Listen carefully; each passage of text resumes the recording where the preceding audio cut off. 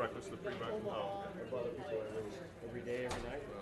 was it really?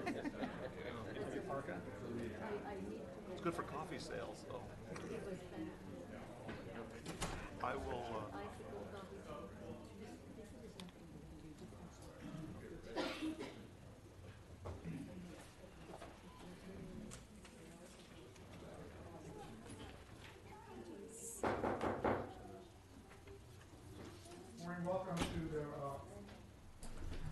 Morning, welcome to the Tuesday, February 13th, 2018 regular meeting of the Los Angeles Board of Police Commissioners.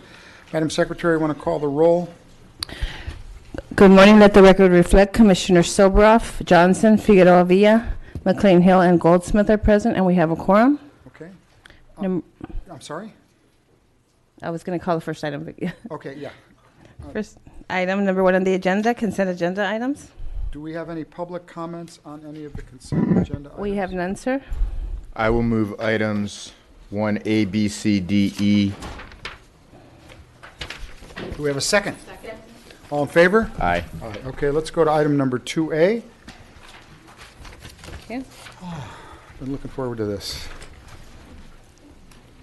Item number 2A, Health Department? verbal presentation and discussion by the General Manager, City Personnel Department, relative to the process for recruitment of the Chief of Police.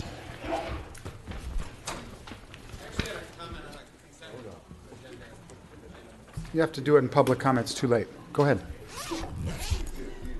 Good morning, Commissioners. I'm Wendy Macy. I'm the General Manager of the Personnel Department, and with me is Janelle Ishihara, who is with our Executive Recruitment Team. Thank you for inviting us here. We're here to talk about the recruitment process for the Chief of Police, and the process for the recruitment and selection of the Chief of Police, as you may already know, is clearly spelled out in the city charter, specifically under Charter Provision 575. Under the charter provision, the Chief of Police selection process is as follows. Under the charter, the Personnel Department will receive the resume packages from all interested applicants, and we are required at the Personnel Department to refer a group of at least 6 highly qualified candidates to the Police Commission. It can be more than 6, but it has to be at least 6. And our request is that you refer all of the applicants to the Police Commission. I know that you do some sort of separation of, like, if people are in federal prison, maybe you'd put them in a different pile than anything else. But our request is that you refer all candidates, whether you believe they're qualified or not, to the Police Commission, to the subcommittee. We'll be more than happy to do so. Thank you. The Police Commission then recommends the top 3 candidates to the mayor in ranked order, and the mayor then reviews the candidates and makes a selection. And then the City Council at that point can either vote to approve or deny the candidate. There are other provisions by which the Police Commission may provide an additional list of 3 candidates in ranked order as well. We will post our brochure, which we'll discuss in a moment, on a number of our websites, as well as on some industry-specific websites and other outreach. So this will go on our Personnel Department website, as well as the LAPD website, and several other common job boards. We also will look at both premium and non-premium industry-specific websites. The premium designation merely means that they charge us a fee for posting our job posting. We'll ask that they do conduct outreach through each of their career boards, as well as emailing their members, posting in their newsletters, and also reaching out via social media channels. Here are some additional industry-specific websites. These do not charge any fee that will also be posting our job brochure. Community input will be very important in this process. It will be used to target recruitment efforts and also looking at the applicants, developing interview questions and the like. So there's going to be an online community survey, which we hope to make available tonight. And it's really going to be a great mechanism by which the community can voice its opinions on some of the characteristics that it would like to see in the next chief of police. The survey is going to be administered online. It consists of 13 questions. So it will look at items such as leadership qualities, qualifications, priorities, initiatives that are expected of the next chief of police. So here is an example of what the survey will look like. Again, we're hoping to go live tonight. And go live, how does the public access? We're going to be posting it on the city website, the personnel department website, the LAPD website, and any individual can go online and click on the Survey Monkey, and they'll be able to answer these questions, which will consist of multiple choice questions, but there also is an opportunity for individuals to, under the other columns, to write in some initial responses as well. Yes, sir, you will. Yes, individuals may also use the hard copies that are going to be distributed at the various community meetings. Again, there are other responses so that individuals can feel not constrained by our multiple choice selections, but they can write in information as they desire. I'd like to also have them available at police commission meetings, just a stack of them as people want to fill them out, if they take the time to come here. We can make We'll that be happen, happy to sir. provide you Okay, extra thanks. copies. There are also a number of demographic questions just for us to be able to determine whether all areas of the city are represented. So there are a number of questions asking if the individuals responding to the survey reside within Los Angeles, their zip code, how long they've been a resident, and so forth, or possibly whether they work within the city of Los Angeles. This, again, makes sure that we reach out to all members of the community. We also have some additional optional questions, again, these are purely optional, on demographics such as age, race, and gender. So this, again, allows us to assess whether we've adequately reached out to all of our diverse communities. We also will have opportunities for the public to email comments separately or even provide mail correspondence to the commission should they find that an easier way to provide community input. We expect that the survey will remain open until March 23rd, so there's quite a bit of time for people to get their comments in. I mentioned a moment ago our brochure. So this is an example of the cover of the brochure. It will also contain a description of the city of Los Angeles, as well as the LAPD, including a organizational chart, the chief's responsibilities, some things that make up the ideal candidate, compensation, and instructions on how to apply. So the community meetings, the feedback received from those, as well as what we received from the survey, will also help guide the content of the brochure. Here is the tentative timeline. So as you can see, we're already in February, and February 13th is our presentation here. But February, the community meetings, I believe they start tonight, occur to gather community input all throughout the month of February. During the month of March, what we plan on opening the actual position are March 1st, which is when we'd have the brochure completed and ready to go. And we're planning to close March 23rd, so that gives candidates about 3 weeks or so to apply. That's relatively typical of our executive recruitments. So we'll accept resumes over that period. As we discussed a moment ago, we'll be referring all of the candidates over to the police commission. And even though we will also conduct some preliminary screenings, we will conduct some internet searches of some of the candidates for the commission during the month of April. And we will work with the commission as you finalize the candidates to be interviewed and set up those dates and so forth. In the beginning of May, according to our tentative timeline, the most highly qualified candidates will be interviewed by the police commission, and the personnel department will then conduct background checks of the top 3 candidates. So the commission will then finalize their rankings and provide the top 3 candidates in ranked order to the mayor's office at the beginning of June. So we have an email address for the community to send input, per.cop.comments@lacity.org. They may also mail them directly to the police commission. And the personnel department remains committed to providing the police commission with whatever support or assistance you need during this process. And at this point, we're happy to take any questions you may have. Commissioners? I have one. If the commission or the subcommittee feels they would like some outside help, what are the guidelines or rules for a consultant to recommend candidates from outside Los Angeles? A consultant to what are the guidelines? Without throwing the whole timing off and RFPing and RFQing and making this thing go on for years.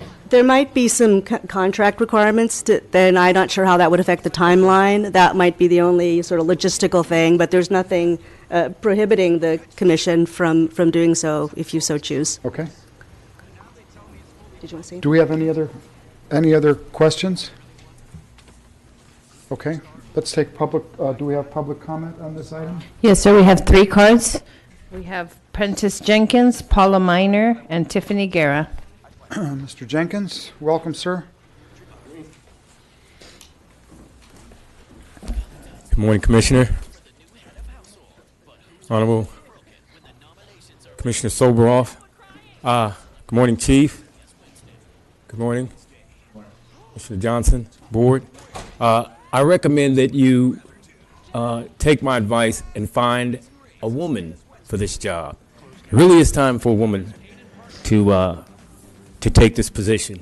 Chief, I'm sure you know women in your ranks who have the qualities that you have. Sorry to hear that you're retiring, but we all have to retire sometime. You've had some ups and downs. I'd give you a B plus on your job.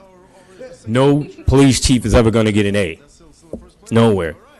So, well done, and take it easy. Well, don't take it easy. Do what you like to do, what you love. But women are 50% of our brain trust. Actually, they're 70% of the brain trust around the world. So, I suggest you look inward into the department for a woman for this job. A woman police chief of the Los Angeles Police Department. I mean, how's that going to play in the news? It's like the first black president. Remember how that sounded? So, Chief, I urge you to look inward into your department. If you have to look out of the department, look out. But look for a woman in the department. And also, it doesn't matter what color she is. It just matters that is it double X or XY? Which one's the woman? I failed biology bad. Yeah. So look for the double X chromosome, Chief. Thank you. Paula Miner. Next. Paula Miner, followed by Tiffany Guerra, and we do have another card, Najee Ali. As we listen to Mr. Soboroff in his recent interviews and public appearances and hear proudly brag and gloat to let us all know the control and role he will have in selecting another chief. And I say another because it won't be new. There will be meetings and surveys online. They will be ignored just as Assistant Chief Grimala ignored all the meetings and surveys that occurred around the drone incidents. So there will be another chief, not a new chief.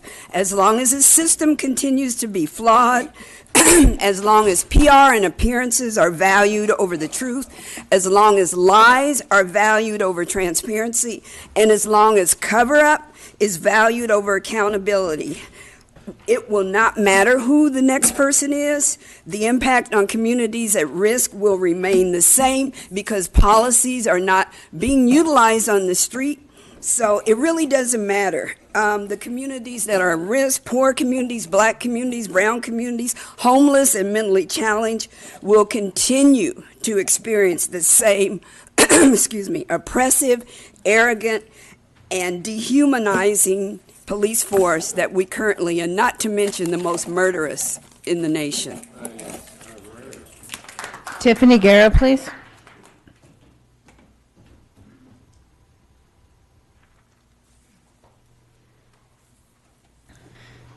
So you said in this presentation that community opinion is going to be very important. So I'd like to know how the commission is reaching out to communities that are most heavily impacted by police surveillance and violence in their neighborhoods, understanding that not everyone is going to be comfortable filling out the online survey, or that most folks are not even going to know about it or have access to it. I'm wondering how those neighborhoods are being reached out to. And then also, it's something of a joke to sit here and listen to you list the number of ways that you're going to be reaching out to the community, and you give us the email address and you let us know that we can also write. All of that is something of a joke to us as we remember how you have treated community feedback in the past and how we continue to see how the community is treated in this space. So just pretending otherwise is something of a sham to us, and we see this for the sham that it is. Najee Ali. Morning, sir. Good morning, Board. First of all, I want to say, Chief Beck, very sad to see your early retirement. I've been an activist in this town for 30 years in South LA, and you've been the best chief that I've seen in my history of activism and in my lifetime. So I want to thank you for your service. And to the Board, I was a baby during the Watts riot, but I'm old enough to remember the civil unrest in 1992.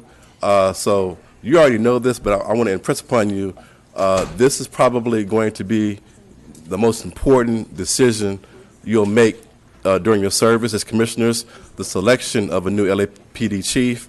Last month, a coalition of civil rights leaders sent a letter to Mayor Garcetti and to some board members of our recommendation. So hopefully our recommendation will have some weight on who we want to see be the next chief. And at the end of the day, I know it's going to be a tough job, whoever gets it. But in my closing, I want to thank you, Chief Beck, for your years of dedication to this city. And I want to thank the board for being a volunteer board and serving our community, because I know it's a tough job, but we come in and salute you. So hopefully we can continue to move together as one. Thank you. Thank you, sir. We have no other cards on this item, sir. Okay. Let's go to item 2B. Okay, item number 2B. Thank you, Personnel Department. Thank you. Department's report dated January 25th, 2018, relative to the update on the implementation of the national best practices. Mr. President, if I may, while the Yes, sir. presenters are getting set, if I could just announce the community meetings for this week.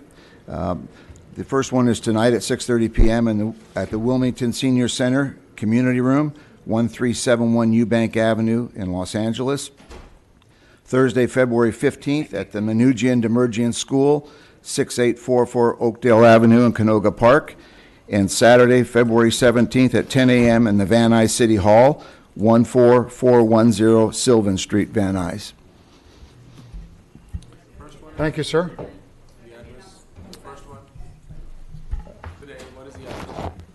The first one is at the Wilmington Senior Center, 1371 Eubank Avenue. We'll have a flyer in the back in a few moments with the address of all the locations, sir. Thank you. So, It's been in the newspaper. It's been end of discussion. Let's move on. 2B, please. so on this item, I would be okay going directly to questions unless anybody wants the report.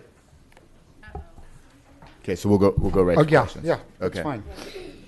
So first, with respect to item B1, and this report relates to the National Best Practices report that our IG did I don't know how long ago it's been now, but a while ago, yeah. So first of all, I just wanted to reiterate how important the PSL program is to me.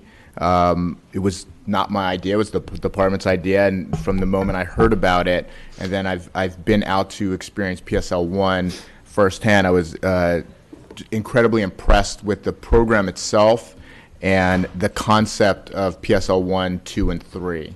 One of the recommendations that came out of the National Best Practices Report was actually to make sure that there was a full-time cadre of instructors for PSL 1 and PSL 2 and 3 when they eventually were up and running. Obviously, there are always conflicting demands on the department's resources. With the recent call for there to be more officers available for patrol, I know that one of the areas that has been that has lost full-time officers is training in general and the PSL program in particular. So I'd like to hear from you in terms of how we're going to make sure that we're maintaining the effectiveness of the program using mostly part-time instructors, and sort of where we are with the launch of PSL 2, when we'll be actually fully up and running. And I also wanted to hear, I'm hoping that the implicit bias training that the entire department has gone through will also be incorporated into the PSL program. So I want to hear on that. So I know I asked you a bunch of stuff, but I think you got it. No problem. Good morning, Commissioner. Good morning, Commissioners. Deputy Chief John Peters, Commanding Officer of Police Sciences and Training Bureau, and I'm joined here with Captain Dan Randolph from Training Division, and hopefully between the two of us we'll be able to answer all of your questions. So I think this is the third time maybe that I'm presenting relative to this topic and providing an update on PSL. And so the overarching statement that I want to make is that myself, my command team, as well as the Chief of Police, recognize the importance and the value of this program. We share this as being a priority, as you do. So we're completely on the same page as that. And as I've talked to you before, both publicly and privately, fully committed to making this happen.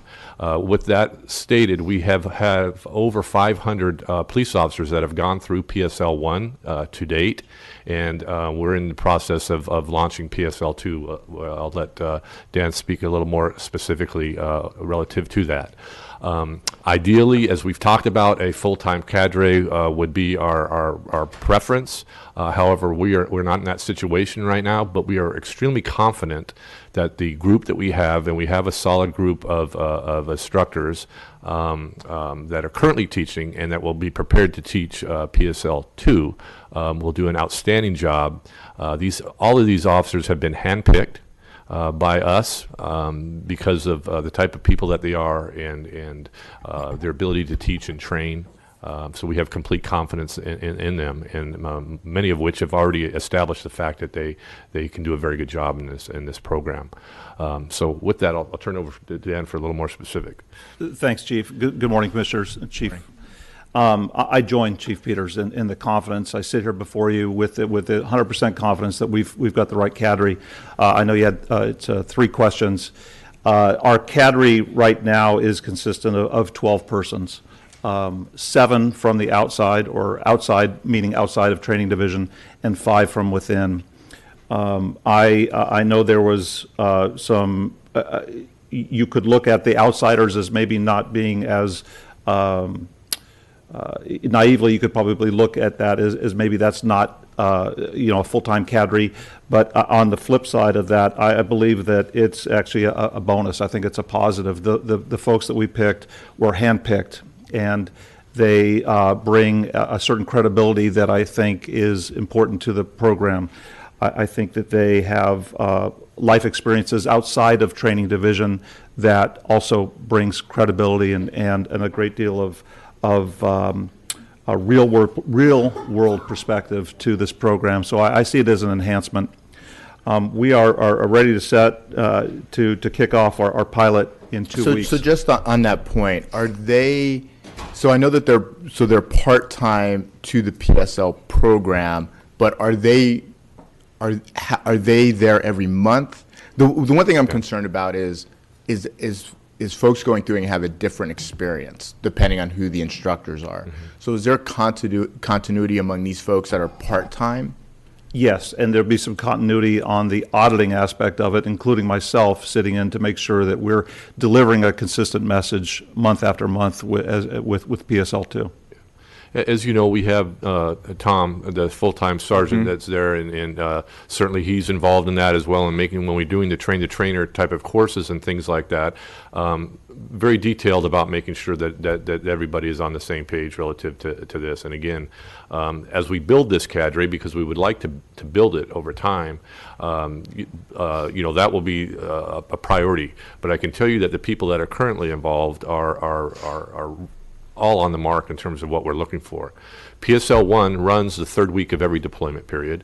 So, based on the topics and what's being taught, we don't need everybody every time, and there's some consistency in the people that teach certain things and whatnot. But as Dan mentioned, as we get ready to kick off PSL 2 and run that pilot, I think in a week or 2 weeks is when we're kicking that off.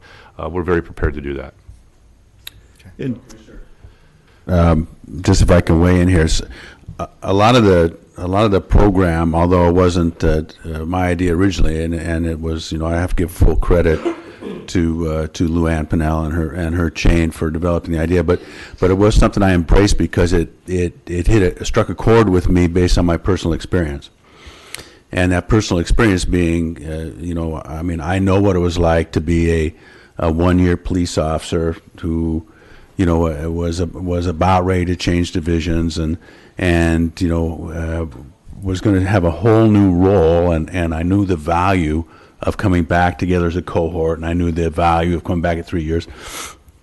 But I also, as somebody that's been through training forever now, I also know the value of having instructors with credibility. And if it's a totally in-house product, you run the risk of losing those cops who think that, one of the reasons we're getting them all together is because they think they know everything anyway. So this is an opportunity to expand on that. But the real world experience of having an active training officer or an active sergeant or somebody that works a specialized unit and did that yesterday and comes in and talks to you today, I really can't overstate it. I mean, you just need the right mix, and I'm not saying that we have the perfect mix. I'm just saying you need a mix, and I have a really great faith in John and Dan, and I went and talked to the class, the PSL class last week, and I spent some time with them, and it just energized me on it and affirmed the value of it. I could see the value in their faces as I spoke and as I took questions.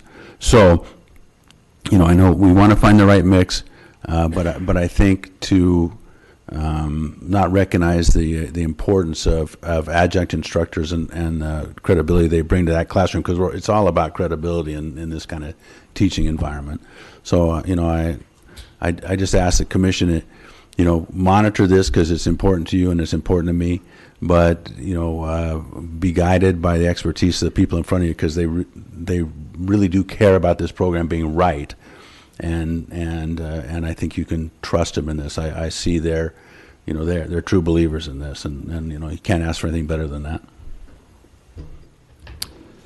Thanks, Chief. And I can go into part two. Yeah, like Chief Peter said, we're kicking this off in 2 weeks. Actually, on February 26th, we'll have the full course pilot beginning. So, and then the third question that you had about implicit bias, primarily woven into, predominant in PSL 1. It is woven into PSL 2, but it focuses more on procedural justice. In 2. And also, I just want to say on that note, we had a conversation yesterday. There will be a coming before the commission in the not too distant future, a full report on the implicit bias training that the department conducted. In addition, some recommendations about how to move forward to incorporate it moving forward, both across a variety of training platforms. So Yes. that is being looked into and addressed. Thank you, Commissioner. Yes. Well, when PSL 2, when you do the pilot in a few weeks, will it be launching from there, or are you going to review the results of the pilot and then take some time and then relaunch it? What's the plan with that? That's exactly the plan. So we'll look at it. We'll make the tweaks. We'll see. Maybe we need to spend a little more time in this area as opposed to that area. Maybe this scenario that we're trying to run doesn't run as quickly as we thought. Those are the type of things. And then we'll be spinning it back up, forthwith. Okay. Yeah. You don't have to do it here, but if you could just let me know how the pilot goes. I Absolutely. appreciate it. And you're welcome to come out for any other if you'd like. Yeah, I'll make let sure us you have know. those. Yes. Yeah. Okay. Go ahead. Thank you. I wanted to move to a different part of the report. It was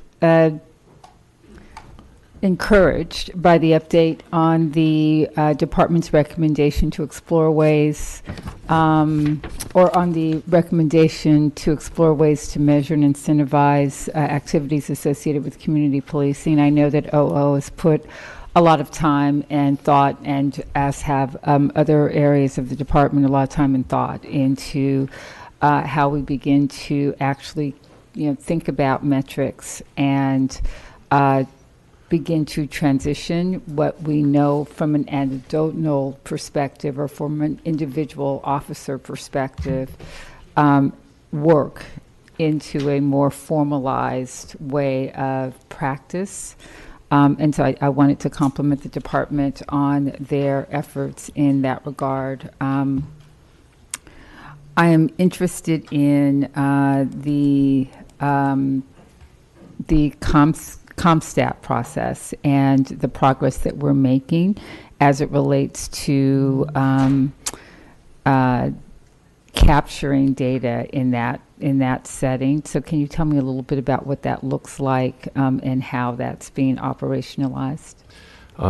Commissioner, so that's be an old question. We weren't prepared to speak to those points. I don't know if there's anybody from Office of Operations here that's prepared to speak to that, but they would be more suited.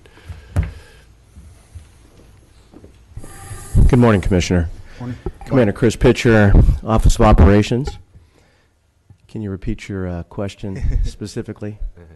So in reviewing the update, specifically as it relates to measuring community policing efforts, it appears as if most of that is occurring in the operations, sort of silo, which is important and exactly where I'd like to see it being. It also seemed that a number of these things that are outlined are sort of initial or preliminary. You're beginning to launch these programs. I was specifically interested in how you are, for instance, it says that this will include that at CompStat, you'll be looking at, and as a part of CompStat, each area commanding officer will be required to present community engagement strategies that meet the needs of their distinct community, and that there will also be an examination of measures to ensure the effectiveness of those strategies. I'm just curious as to what that actually looks like. Yes, ma'am. And so what we've given the deputy chiefs about 10 days ago is the mandate to develop for their bureaus what can be captured or what they will capture in terms of community engagement efforts. And as we reported on a couple of meetings ago, the relative community engagement strategies that each bureau is going to go forward with, and you heard a little bit about that at the Northeast meeting the other night, it is those efforts that will be captured in CompStat, and that will come under my page 2, what we call page 2 efforts relative to what is being done within each of the areas during the CompStat inspections. And it'll talk about anything that they feel they want to measure in terms of the community efforts, meetings with the community, officers, stops, the coffee with the captain. I mean, there's a whole host of programs and efforts that they're going to outline, and they're currently outlining now, which will be included in this CompStat profile. It will be measured, the numbers of attendees who will show up, the hours engaged by volunteers. I mean, whatever we're going to measure, it will be right there. And that will be pre-reported to CompStat before their inspection, so ultimately when they sit down at the table we will ask them questions as to what was measured, why it was measured, what was the success of that community engagement, how can we enhance that, and moving forward, where do we want to go? And that will be different from each of the respective bureaus based on what they want to measure that will capture the uniqueness of each of the individual areas, of which there obviously are 21.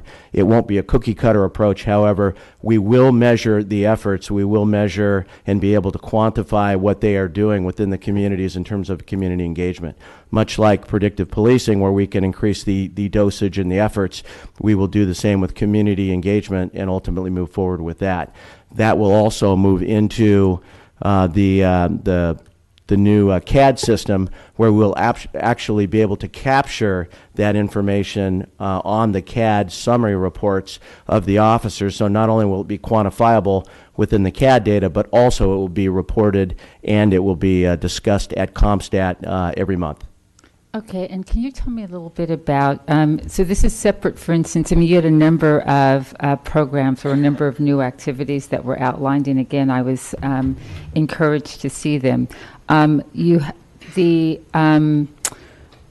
The initiation of a gang enforcement detail SLO position, the senior lead officer position, can you tell me a little bit about the genesis of that and how that is intended to work? That is something that is currently being looked at for feasibility in terms of being able to find the position authorities for the 3+1s that may go into the gang enforcement details within each of the areas. So it's something right now that we're working on and trying to find the positions for that. Ultimately, as was discussed by, and I can't remember who discussed that originally, but that was what we had discussed relative to putting that within each of the individual respective areas. So yeah, that's something we're working on right now, and that's clearly going to be a budgetary issue. And ultimately, it may be replicated by using a police officer 3 right now that currently exists, and then ultimately asking for additional police position authorities moving forward into the budget. But we can put that concept in place right now with at least a police officer 3, and then with the forward-thinking approach of moving that into an upgrade, which is a 3+1, to solidify that position. So we are currently working on that right now.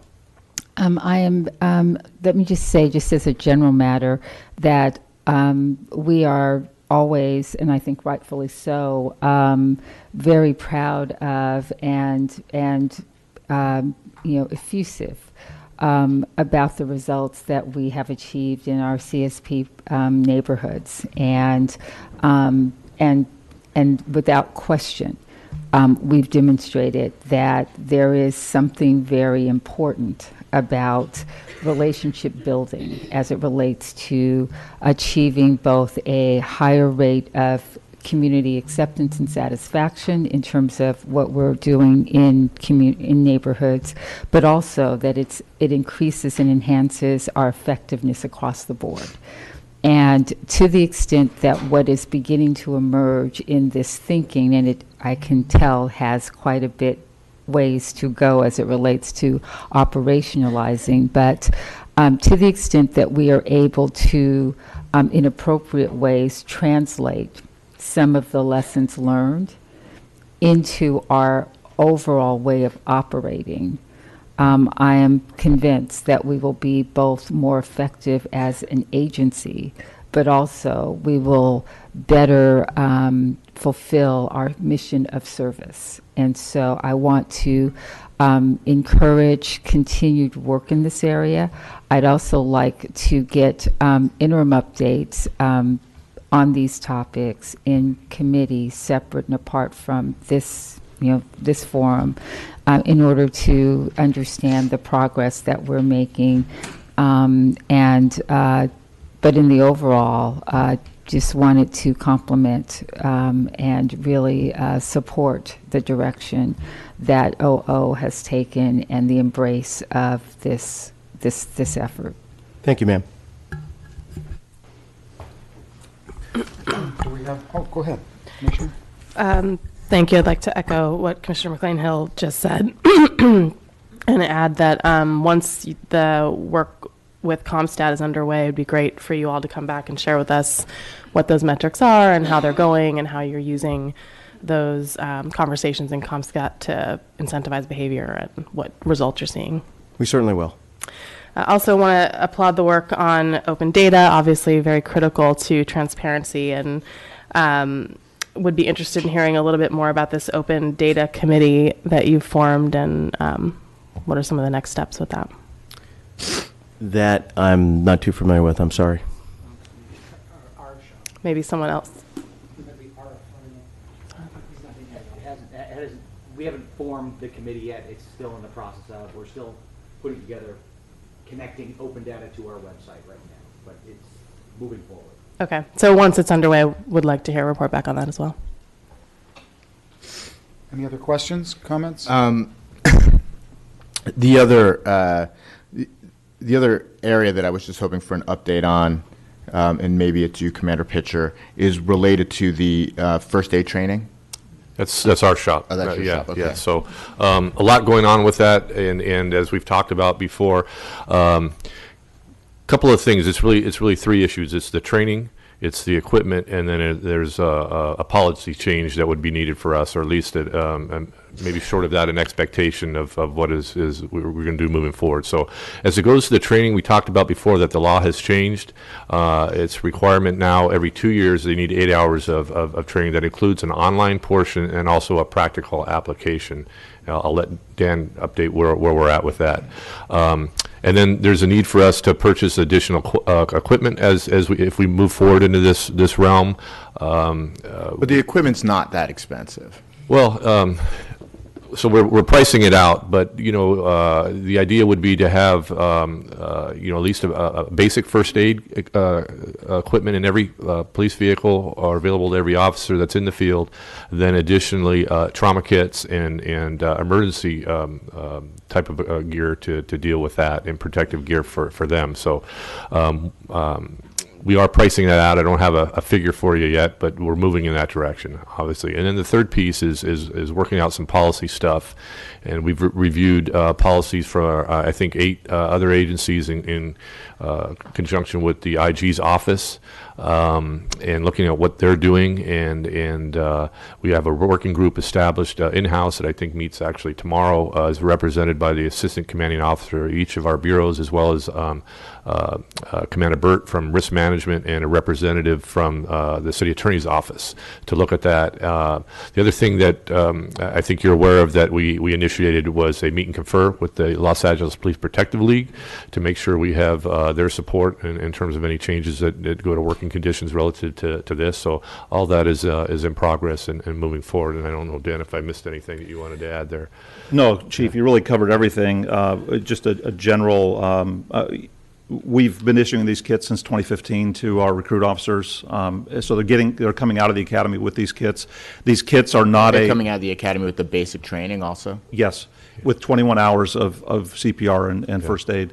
The So then kits. it's just a matter of the 8 hour of refresher training every 2 years. But I think, just to be clear, what these kits that they're getting are not kits that have the equipment to deal with like gunshot wounds. Not the trauma kits. They have a tourniquet. They have the ability to apply, I don't know what they call them, but for sucking chest wounds, and an additional wrap. But there's nothing for wound care and that type of thing. So there are some advancements that were needed. There are no like Band-Aids or gauze or anything like that in those kits, which would go to more of a basic first aid type of scenario. So, well, I mean, yeah. frankly, I'm less concerned about, a scratch or even someone needing stitches. Yeah. It's really the instances where someone has suffered serious trauma in those critical few minutes before an RA gets there can make the difference. And I think there needs to be some enhancements to what is currently provided, as Dan was referring to. That gear that they're getting will get us to a certain point, but relative to gunshot wounds, it's not really going to help. So, do you have the recommendation was approved a while ago. We know that there's lots of departments that do this, including many of our neighboring police departments do this. What's the time frame? And I know this is going through a meet and confer process. Is that going smoothly? Is that are there issues there? I would have to defer to ERG to find out whether they've where they are in their conversations. I know that in terms of initiating the paperwork for that process was something that just occurred fairly recently. So I don't know where they're at with that piece, how far down the line they are. I think what we could speak to is the training aspect of that. And as Dan could maybe talk about, is that this online portion that they have to complete, it's posted on the chief's webpage, and it's happening. People are doing it. They have 6 months from the time that they complete that to go through the practical part of it. We have 92 instructors, 92 I believe, instructors. currently to be able to assess and put them through the practical part. Post has recently certified the Train the Trainers course for this, and we will be sending additional people to that in 6 weeks. So we'll be increasing the cadre of people that can do the practical application. So we are moving forward with the training. So in a couple months, then is the issue then getting the proper equipment in the police cars and getting through the meet and confer process? Exactly, and then ultimately, what the law talks about is them being able to provide the care within the course and scope of their duties that's consistent with their training, right? And assuming they have the proper equipment to do what needs to be done. Mm-hmm. Yeah. Okay, it would be great to get cost estimates on whatever these kits are going to cost, and if it really is a funding issue, this is one of the areas that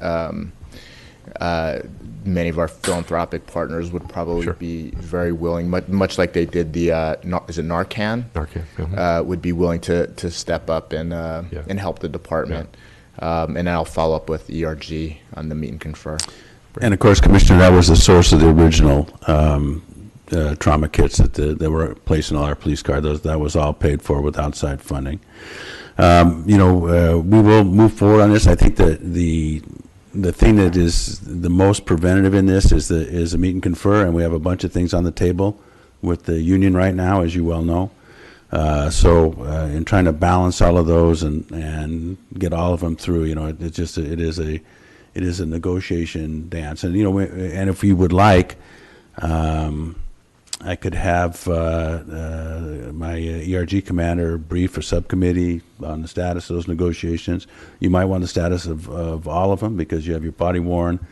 You got this issue, and we have another couple of issues that escape me at the moment. But we got a lot going on with that. And a contract. And a contract. So there's a lot going on with the union right now. I would appreciate that briefing. Thank you. I have no more questions. Thank you. Does CPR include anything having to do with infant or child CPR, which are different techniques? It has in the past. I haven't taken the current course. I would assume from past training that it does. Dan, do you know? Yeah, I don't believe it goes specific to infant.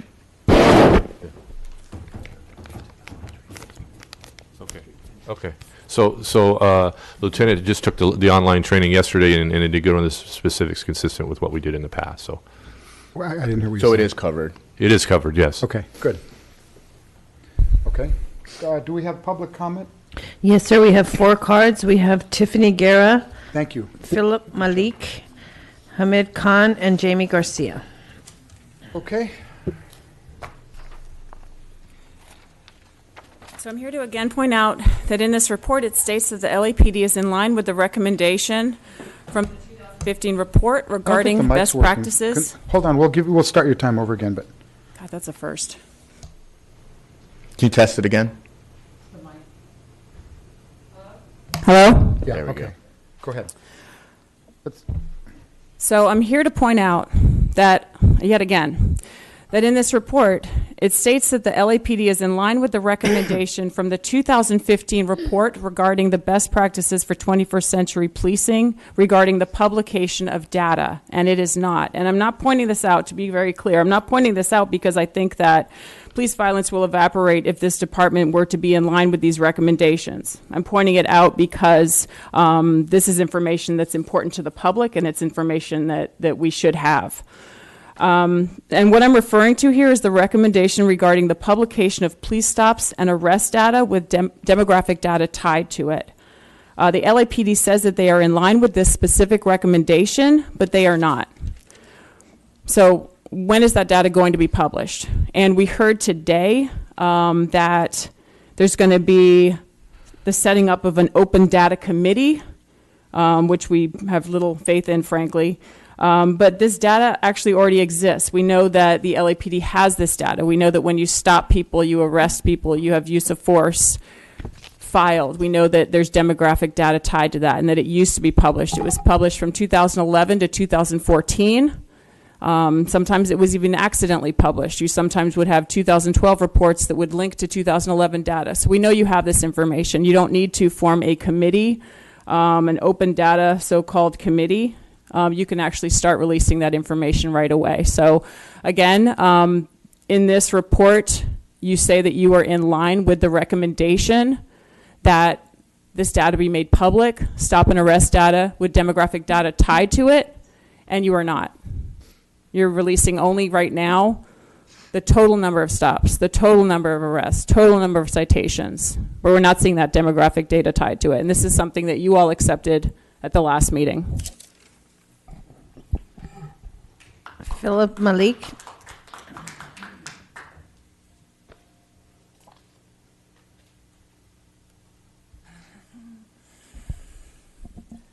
Hi, I'm the father of Eric Rivera. He was brutally murdered by your police officers in the Harbor Division on June 6, 2017. This has to do with training. Mistake number one, the day before, a 17-year-old child was killed on his doorstep. So the very next day, your police officers are rambling around the town trying to find anyone to blame for it. That's a mistake. Mistake number two, when your officers rolled on to talk to my son, your officers left the car and drive. That's mistake number two, negligence. Mistake number three, when your officer got out of the car because he left the car and drive, he hit himself in the arm with his own car. That's negligence. Mistake number four, your officer thought he got shot, but in reality, he hurt himself with his own vehicle. Mistake number five, when you launch a car at someone, you can't point guns at him and say, hey, don't move or we'll shoot, because guess what? He has to get out of the way from the car because it's coming at him.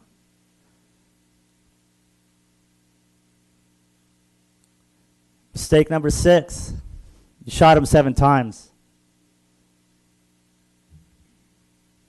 Mistake number 7, you ran him over with a car. Mistake number 8, the car mangled his body, broke his leg. Mistake number 8, you left the car on top of him. You didn't check on him for 20 minutes to 30 minutes, but you did check on your officer that hurt his arm from his negligence. Your training needs to be redone. You need to be rethought.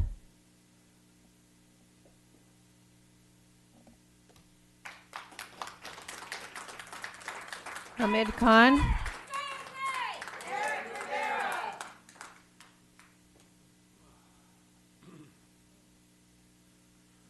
Well, we just heard best practices by one of the parents of a murdered young person, and that's really what the best practice is. And, you know, I don't know if many people in this room have looked at this document. I mean, this is probably one of the most sugar-coated documents that they have released more recently. And I'm looking at page 7 of creation of community policing missions to supplement predictive policing missions. That language, I mean, we've talked about counterinsurgency tactics, and we've talked about how community policing is very much grounded in counterinsurgency. Now, when you bring in predictive policing, whose origins are in Iraq and Afghanistan for counterinsurgency, it's a good fit. And then when you read this document as you go further down, that the gang enforcement detail in the senior lead officer position, it talks about cross-training of gang enforcement detail personnel in community policing philosophies. Now think about it for a second. That these folks are already out there, and now they are going to be further being trained for counterinsurgency tactics, and that's what's being named in community policing tactics. Then they go on to talk about the new 2018 initiatives, and when you start looking at these initiatives, it talks about develop more robust youth programs. I mean, develop more robust youth programs. Last year, we released a whole timeline of 43 years of LAPD's sexual assault, domestic violence, and child abuse history as well. So now they want to develop more robust youth programs and reach out to people. And we can go on and on and on, but I think it constantly keeps on reminding us, and as parents of Eric Rivera, just remind us that the best practices remain to kill, to surveil, to stalk, to lie, to conspire, to trace, to track, to monitor, and to criminalize. Amy Garcia, please. Black and brown. Racism. So I wanted to start by kind of getting some clarification about us speaking about CompStat and speaking about predictive policing in the same breath. So we know that CompStat uses statistical analysis. But from my understanding, predictive policing uses algorithms. And so I'm wondering why we're not talking about the predictive policing programs that LAPD is using. Particularly, we know that they were in partnership with PredPol. We know that they're in partnership with UCLA. So this is the elephant in the room that we seem to continually not talk about. We don't, so transparency is a big issue. But this program criminalizes communities. Says this neighborhood is criminal. This neighborhood is where crime is going to happen. So there's a pathologizing of people in their neighborhoods. But then we want to turn around and say, but we want to make friends with them. So what kind of relationship is that to where we pathologize and then we claim we want to come in and make friends? So if that's what community policing is about, the philosophy itself is not all right. The philosophy itself is starting from the point that these people, these places are criminal. So that's very disturbing. The second point is that we need to figure out what predictive policing is actually being run on. First, it says in your studies that it's about property crime. Then we read in the 2020 report that it's about violent crime. So what is the algorithm being run for? Is property crime a proxy for violent crime? Do we understand what that even means? How are the algorithms being run? Are you running it for a proxy for violent crime? But if you're running it for violent crime, what data is actually feeding that algorithm? Because we know violent crime is measured by Part 1 crimes. We know that Part 1 crimes are based on arrest data. We know that Part 1 crimes are based on crime reports that are written by officers. So those statistics are actually going to be biased. So these are the things that we need to be asking. We have no other cards on this item, sir. Okay. Thank you. I have a quick question on this item. I'm curious. It's been, there's been a comment a couple of weeks now regarding data and what data we're actually making available online. I obviously wasn't here during the time period when the comment was made with respect to the demographic data around stops that was previously released. So I'm curious, first, with respect to the Inspector General, the recommendation that we release stop data. Can you please tell me whether Josh? Yeah, arrest data is online on the at the bottom of the. First, could you hold on? Oh, yes. My first question was to the Inspector General. Could you please tell me, with respect to that recommendation generally, what specifically the intent is?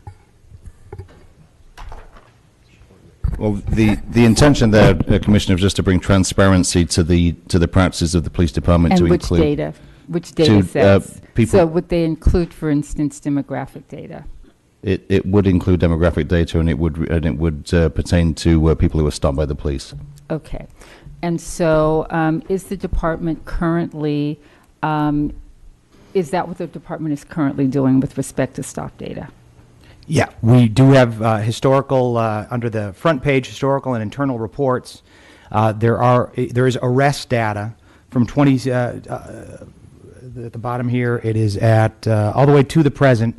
It links to the open data, which does have demographic details on it. It's on, right on the LAPD arrest data from 2010 to present. On the, if you look on the homepage of lapdonline.org, in the middle at the bottom, there's a link that says historical documents and internal reports, and it's right in there. Does that include the stop data? And what's, Yeah. what if, It's and the tell arrest me- data is there. No, I understand the arrest data is there. So with But not the respect, okay. What did you say? So, There are two different things. And, yes, and, and Well, is it true that we historically published data with respect to stops and we discontinued that practice? Is there something that prevents us from doing that now? And is that not, I mean, and is it correct that the recommendation from the Inspector General's report with respect to best practices would have us releasing stop data, demographics? Three questions there. Yes. Yes, we used to do it. We stopped in 14, and it was discussed with the commission when and why we stopped.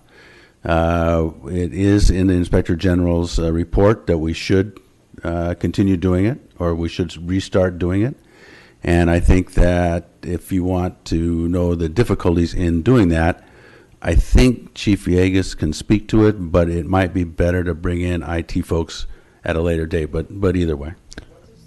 So what I think I'd like to do is I'd like to have this item agendized as a separate item when the department is able to report in total on what it's doing, what it does today differs from what it did in the past, what impediments there are to resuming the full publication of that data, and yeah, I'd like to just see it in a much more focused and comprehensive way so that we can both discuss it and so that it can be subject to public comment as opposed to just kind of running through it now, okay?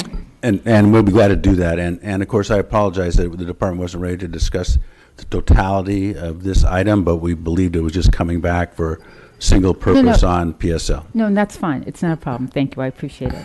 Thank you. Thank you. Thank you, guys. There's no action step on this item, and we will agendize. Let's go to item number 3, report of the chief. Chief, good morning, sir. Morning, Commissioners. The only significant incident that I wanted to bring up from last week was the conclusion of our Crime Fighters Conference.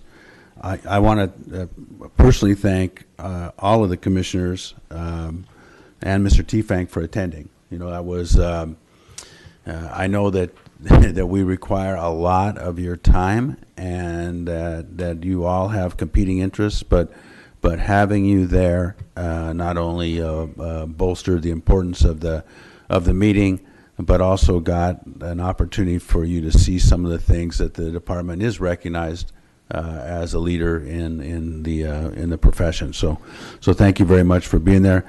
I suspect many of you were there to hear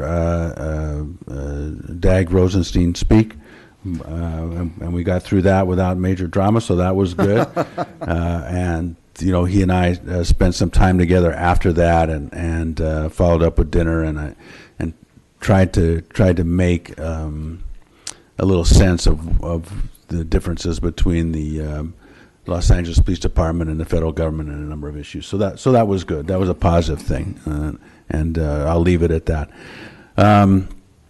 Obviously, we're a little over a month into the year, so you know, crime numbers are soft, but we're doing well, particularly in victim shot and homicides. I think these are things that we've concentrated on. Also, the city is doing very well on property crime, which, you know, we have struggled with since some of the changes in the law that occurred 3 years ago. So right now, so far this year, every category of property crime is down, and the total aggregate reduction is almost 14% from last year. So early, too early to draw conclusions, but, much better to have a good start than a bad start. Additionally, so far in just the first month of this year, we have recovered 570 guns off the streets of Los Angeles. So, that is obviously part of our strategy in reducing violent crime, particularly the most serious types of violent crime. And, I can't show my appreciation to the men and women of Los Angeles Police Department enough. Traffic accidents are about stable. We had last week I reported a decrease in fatalities because they changed so dramatically week to week. This year we're a little bit above fatalities last year, so about 2 fatalities over last year. Hit and runs, we've seen a marked decrease overall so far this year, so those are positive things. And motor vehicle versus pedestrian, we've also seen a decrease so far this year. So, because those are the most deadly of all accidents, that's a really good thing.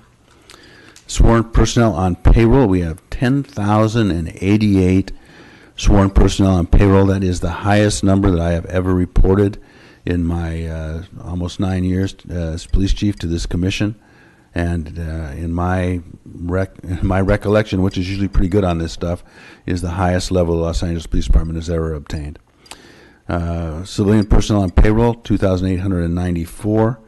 Reserve officers, a few over 400. Specialist volunteers, 271.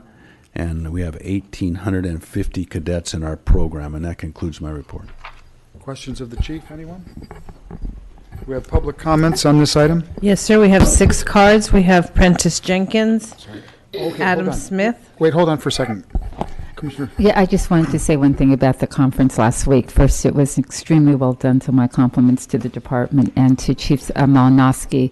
I also wanted to particularly note the work of the department with the Chicago Police Department and the stunning impact that work achieved, and really did appreciate the opportunity to learn more about that. So that was it. Thank you.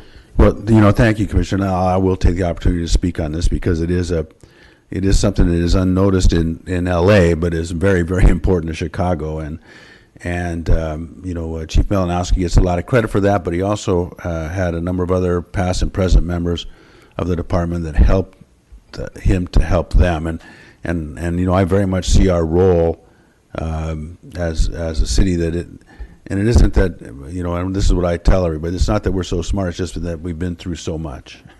And because of that, we have learned, usually the hard way, as I generally do in my life, usually the hard way about what things work and what things don't. So because of the efforts of Chicago PD and some of the strategies that they used that are specific to LAPD, they had over 100 fewer homicides this year, which is, they still have far too many, and this group would be calling for my head if we had that many, obviously, but a tremendous improvement, and something I think that LA should be proud of. None of us do well when one of us is struggling, and if we can help another agency, another city, then I'm more than willing to do it. Thank you. Okay, sorry, comments? Prentice Jenkins, followed by Adam Smith. How many do you have? Mr. Smith, how many comments cards do you have? 6 cards, sir. Okay. Mr. Smith?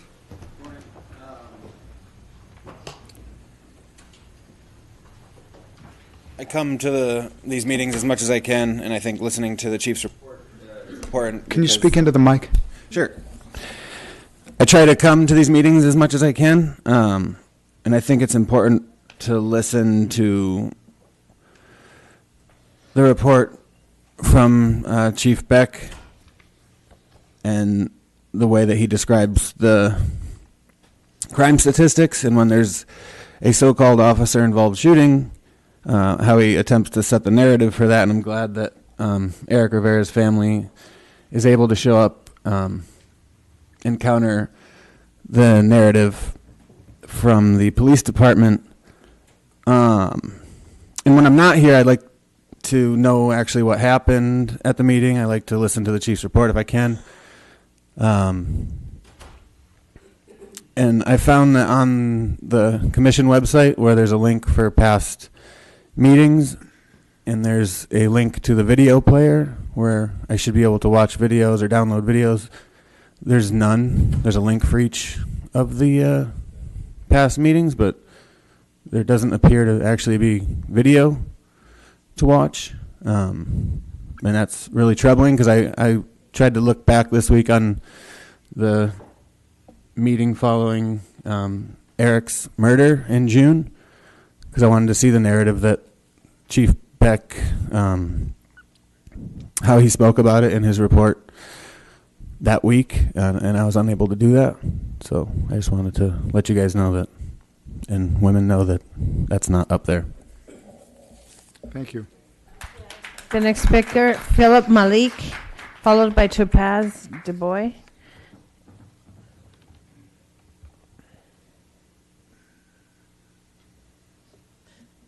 Hello, I'm Eric Rivera's father. So I just wanted to, I want to try to save the next kid's life when you do an officer-involved shooting. So I'm gonna give you some suggestions. You could load your gun with 3 rubber bullets before you use lead bullets. You could use your taser. You could, your technology in your vehicles, you could have them, when you open the door, that it puts the emergency brake on. My 2008 BMW, 10 years old, when you open the door, it puts itself in park. There's a lot of things you can do that you guys are not doing, and you know it. Rubber bullets, tasers, something else. And by the way, you guys are shooting people eight bursts of 8 on purpose because you want to kill them, because it costs more to pay for medical bills for the rest of the life of that person. So you're doing it on purpose. When you shoot someone in bursts of 8, or even shoot them once and then say, put your hands up, they're in shock. They can't put their hands up. And when you shoot them in bursts of 8, you are killing them on purpose. When you teach your officers to shoot the whole clip at somebody, that's a murder. You know this, and you're doing it on purpose so you don't have to pay medical bills and you don't get sued. So when you get sued, you don't have to pay that much.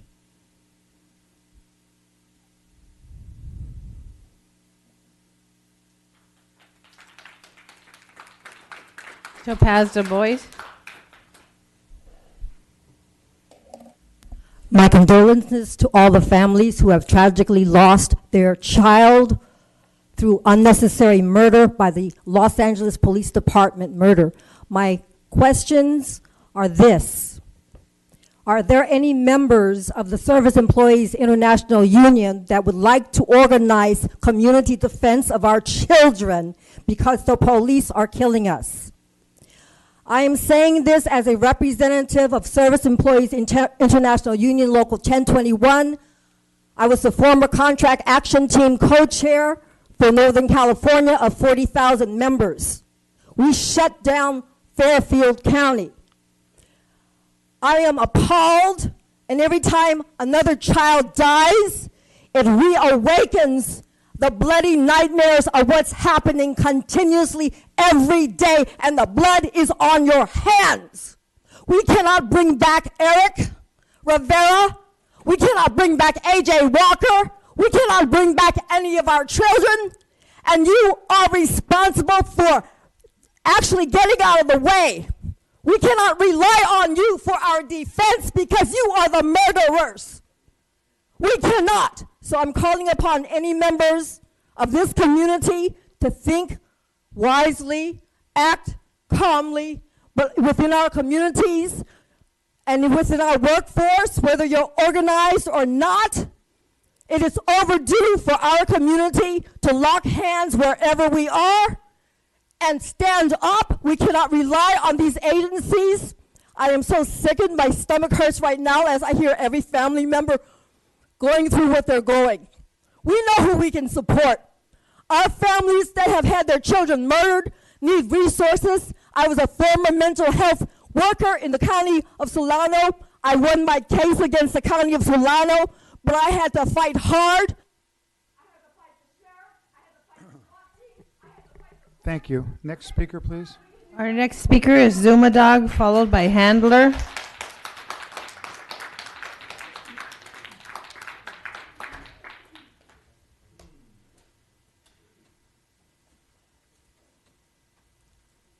Morning. Yes, is it? Okay, I'd like to talk about, it says crime statistics. I'd like to put out a notice to the public to beware the crime statistics. They're going to tell you that everything's hunky-dory, everything's great. They're doing such a great job. But the crime statistics are being manipulated. Eric Garcetti, the mayor, he's running for president, and he is under instruction to the LAPD to manipulate the crime statistics to make it look like crime's down. And I'd also like to talk about the DROP program. It says crime statistics. I'd like the LAPD to investigate and prosecute those who have abused the taxpayers' spirit and money through their the DROP. Does everybody here know what the DROP program is? Where the cops end up retiring as millionaires. They take vacation time. They end up getting double salary right when they're about to retire. Then that gets locked into the pension. And read the LA Times. Just look up everybody right now. Here's a good service. Everybody watching on TV now, go to your computer. Look up Los Angeles Police Department fraud, waste, and abuse. It is the LA Police Department is so corrupt that even Los Angeles City Council is calling for an investigation of the fraud, waste, and abuse that's costing the taxpayers money.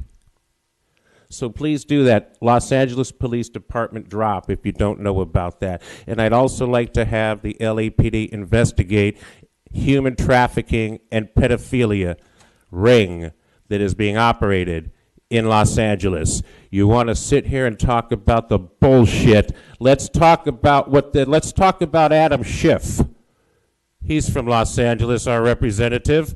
Let's talk about the fact that that helicopter in Newport Beach was shot out of the sky because the general manager of the Standard Hotel running a pedophile ring.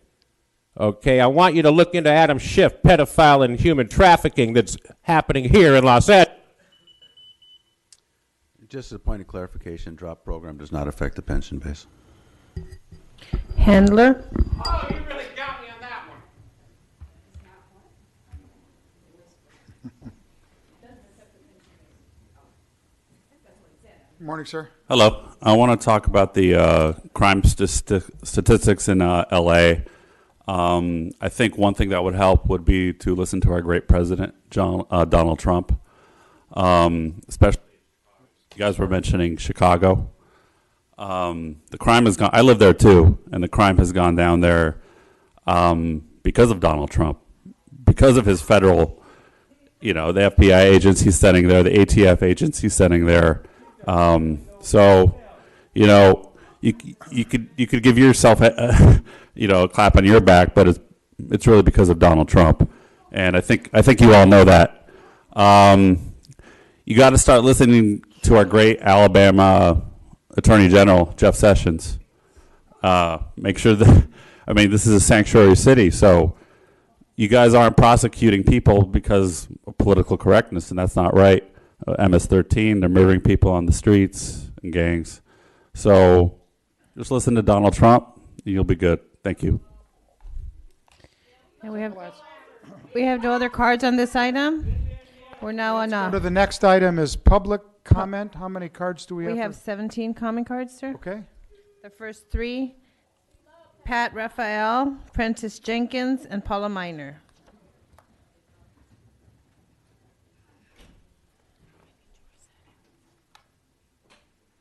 Morning, sir. All right, 2 minutes to reinvent policing. Okay, so I'm can from you speak Venice into the Beach, mic, sir? Venice, California. It's been a lot of change coming to Venice, and one of the things that we've noticed as it's gotten richer and whiter, it's also gotten poorer and blacker and browner, right? There's a lot of people who are choosing to live in Venice Beach, and as a result, we're getting to see competing interests really tearing at each other in Venice Beach in a way where we're looking for solutions. So here are some of the solutions we're coming up with. We're recognizing that the PTSD involved with policing is something that, that we have to be more active in dealing with, because years and years and years of dealing with PTSD and not having some mitigation can leave after sometimes officers that are just not empathetic enough to, because they've just seen so much and have gone through so much. So what we're proposing, we're saying, let's put our officers on 9 months of work. 9 months of work and give them 3 months off while they're getting paid. And during the 9 months, give them 2 weeks of paid time off as well. So for the year, they'll be working 8 months. The reason we want to do this is we want to give the officers a time away from policing where they can experience policing as a citizen, where they get to call 911 if something's going on, where they can be removed from the stresses of the everyday of policing. Because I feel like that's a big part of the problem of why we have people that just don't feel over time. All right, the next thing we're thinking about, we're saying let's disarm officers. Let's take their guns away. Let's put them in a baton, put them in maybe some pepper spray, not tasers, because we know tasers can be deadly, right? But then let's load them with all of the resources of the community. So we're going to treat our officers pretty much like social service or human service agents on steroid, with all of that the community has to offer to empower the officers on the job to be able to deliver these services. So much more we can't. Thank you, sir. Prentice Jenkins, please. Mr. Jenkins? Thank you, sir.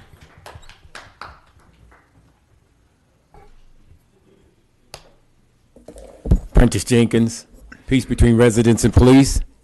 It seems to me that a lot of the times that officers are agitated is because they are suffering from financial constraints, right? They don't have enough money. None of us have enough money. That's why I'm here to remedy that. Prentice Jenkins, that is who I am. I'm going to develop my own record company. And I'm offering this to every police officer in the state. That's the same look they gave Jay-Z when he said he was going to do it 25 years ago. Oh, cute. That's cute, Jay-Z. You got your little record company. How many people laughing now? No one. This is my proposal. It was done with research, sound research, and statistical data. These are the songs, 60 songs, my original songs that I've written, and these are their copyrights. I want every officer in here to understand that you are vulnerable to the vicissitudes of your financial environment. Yes, I mean, you may call yourself a homeowner, but if you're paying a mortgage, you're not a homeowner, you're a home buyer. The bank owns your home. And if there's a divorce in your home, in your family, or if there's a medical issue, it could wipe out your nest egg. I hate the word nest egg. My job is to create wealth for you all, not nest eggs. Nest eggs can be eaten by snakes and other birds. My job is to create wealth for every officer here. So when you see me out there, before I leave, I suggest you come and talk to me. I'm going to give you one chance. I've got a large a settlement coming. So once that settlement comes, the door's closed. Paula Miner, followed by Adam Smith.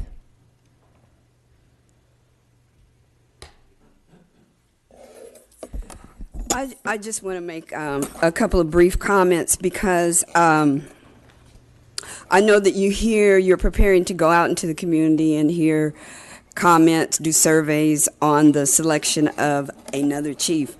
But some of us who come here are really studying this information, are doing a lot of research, and our comments really, I hope, are being listened to. I know we frequently come here and say the policies talked about in commission do not make it to the street. Today, there was an example of that. When Chief Beck was asked if they had followed the OIG's order, recommendation, whatever you call it, to collect data on stops, the chief said, oh no, it's too hard, and we wish we could work in situations where someone tells us to do something, we say, It's too difficult. I'll tell you why later. But this is an example of policies discussed here that do not make it to the street, and no one here follows up to see why. Then my second comment is to let you know we are monitoring, because of the kind of discussion that Mr. Soboroff has about how much money the LAPD receives, but we're also monitoring the private donations, and we will lift those up at every meeting where we're represented. And today LAPD received over $116,000 in donation, with about $71,000 coming from the LA Police Foundation, which Mr. Soboroff is connected to. Adam Smith, followed by Laura Smith. I'm here today in solidarity with the Stop LAPD Spying Coalition in demanding that the LAPD and this commission comply with the California Public Records Act request to provide the public with documents regarding Operation Laser, including what criteria the Crime Intelligence Division employed to place individuals on the chronic offender bulletins used in this program, if individuals placed on these lists know that they are on these lists, and if there is any recourse for an individual to contest their placement on these lists. Also, as Paula had said, President Soboroff, while you all hurried through the consent agenda items per usual before half of the room was even through security and we weren't able to comment, I think when there's a donation by the Los Angeles Police Foundation on the agenda, it's worth speaking to the conflict of interest in President Soboroff being a board member of the Weingart Foundation, a nonprofit foundation that gives money to the Los Angeles Police Foundation.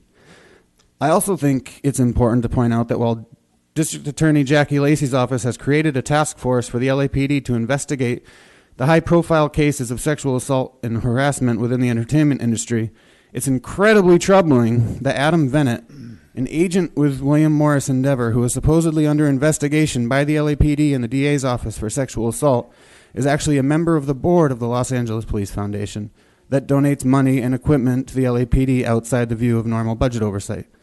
There are way too many cozy relationships between this board, the police, and the police foundation, and it truly speaks to how little this commission, the police department, as well as the mayor's office actually concerns itself with accountability. Laura Smith, followed by Jamie Garcia. Next.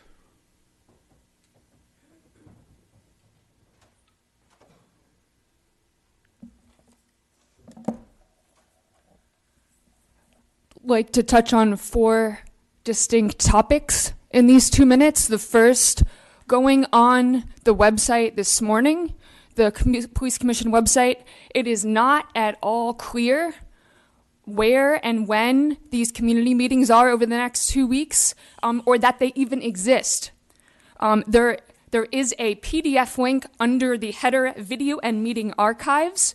The link says community meeting, and it has a link to the flyer that earlier was said would be back there later. But it doesn't seem like that should be filed under meeting archives, and that heading community meeting is not at all clear.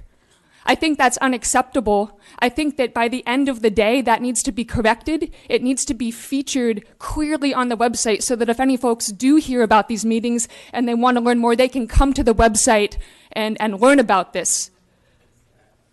If these meetings are only even announced in the last week, they need, which I think is also very problematic, there needs to be really clear, better outreach done, and that should be starting with the Commission's own website.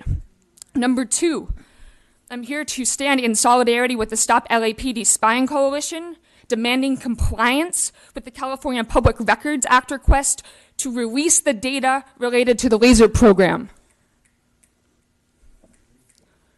Number 3, I would like to remind us, despite President Soboroff's suggestion otherwise last week, that according to the document released by the mayor's office directly, which I have on my phone right here, 53% of the unrestricted revenue budget is in fact going to the LAPD, and we are monitoring that. It's right here. Number 4, these meetings need to be accessible. If we can schedule 6 public meetings. Next speaker, please. Jamie Garcia, please, followed by Hamed Khan.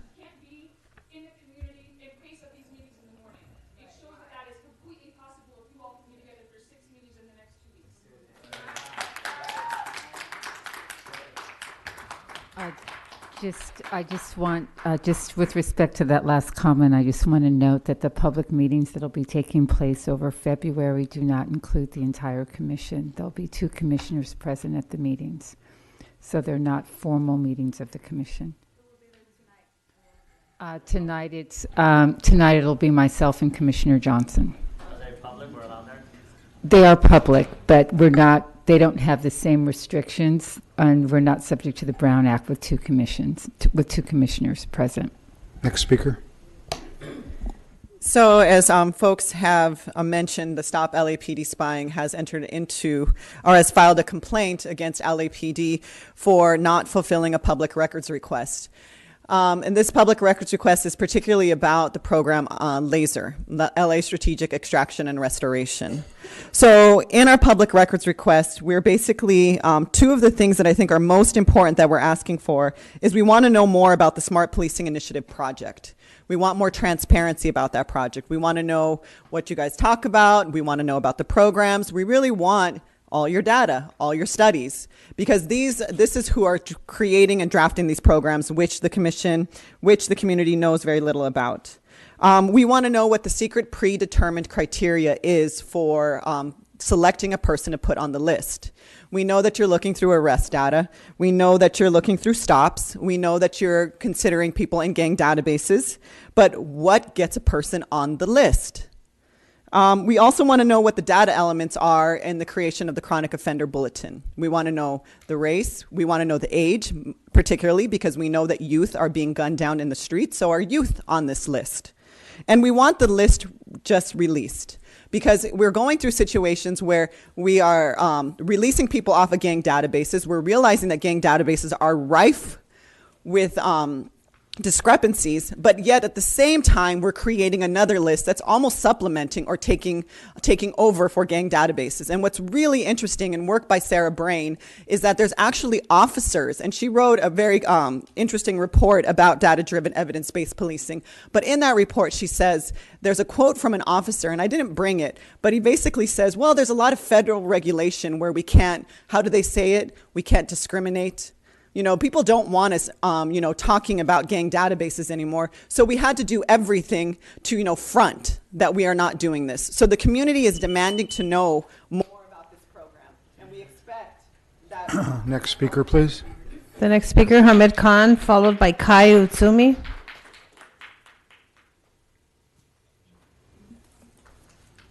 So this morning we filed this lawsuit at the Superior Court on the CIPRA lawsuit, the California Public Records Act, under the code 6250.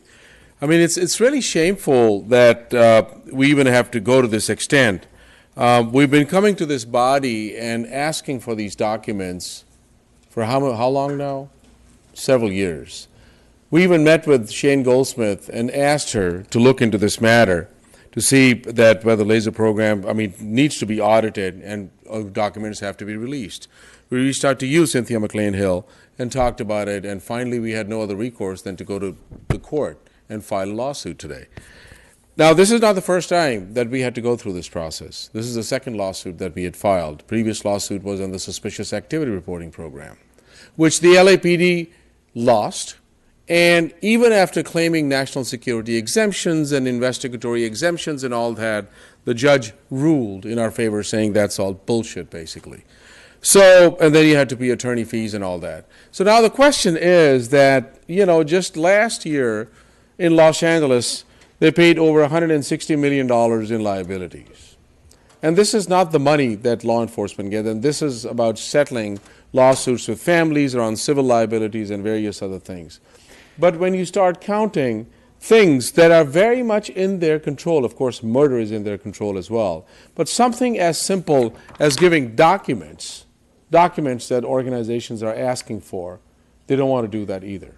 And now that it's going to cost them more money to do it. So I think we just went through a whole process of best practices, And it goes back to the same thing, that it's really to conspire, to conceal, to lie, to murder, to kill, and then force people into a situation where they have to take things in their own hands. Kai Utsumi, followed by Gina Viola.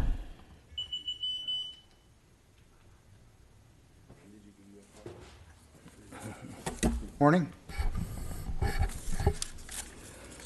The laser, LAPD's Operation Laser, Los Angeles Strategic Extraction and Restoration Program, extracting black and brown people, is a continuation of white supremacist racist LAPD targeting black and brown people of color as criminals, targeting primarily black and brown people as chronic offenders based on being parolees on probation or gang database, is a continuation of historic institutional racism by LAPD.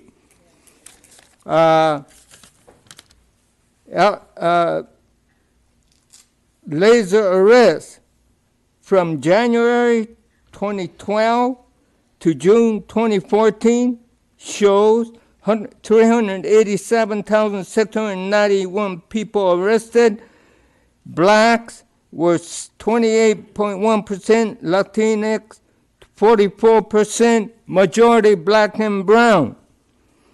Operation Laser established a secret list of people who will be targeted that needs to be released, made public if we have a democratic society instead of a fascist society.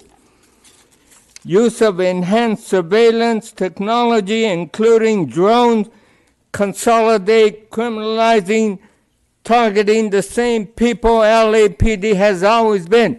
I blame this police commission for doing nothing, and the police chief for doing nothing against all the racist killing of black and brown people, for somebody like the Trump supporters to come here and speak.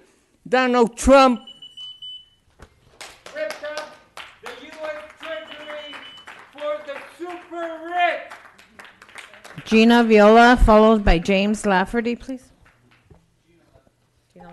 James Lafferty, followed by John Avalos Rios. Good morning, Jim Lafferty, on behalf of the National Lawyers Guild.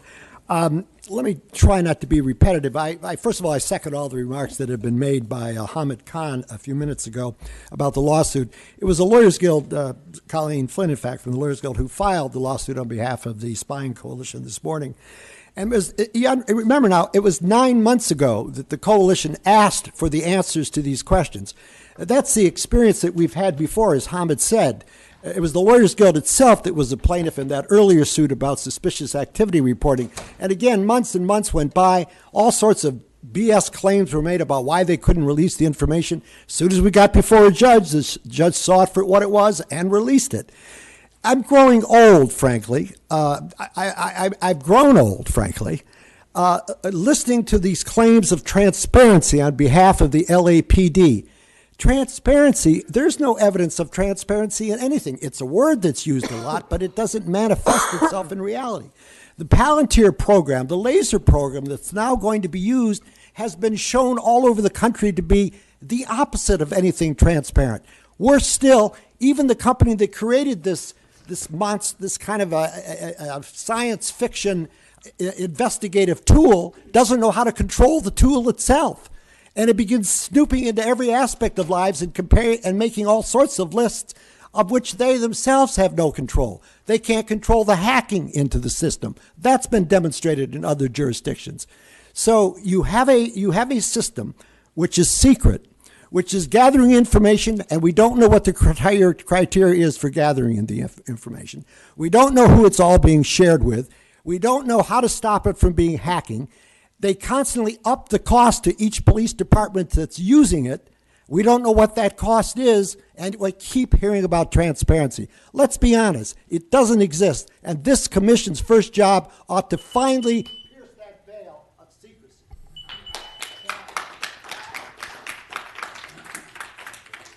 Hi. John Avalos. That's my name, John Avalos.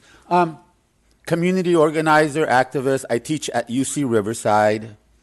Perhaps we should do an online petition to force them to let us know when those community meetings are, set the times and dates every month, the same day, same time, so we can know. You're just going to surprise us. Oh, we're having a meeting today. How are we going to go and tell the high school kids that need extra credit to come and observe? The college students that are in civics courses, high school kids in sociology, how can we tell them to come here when we don't know, or to the community when you're there, when we don't even know? If you set the dates and leave them like that, the third Monday of every month, they're at Highland Park. The first Monday over at East LA. But no, because you wanted to keep it like that, just so us organizers cannot do our job.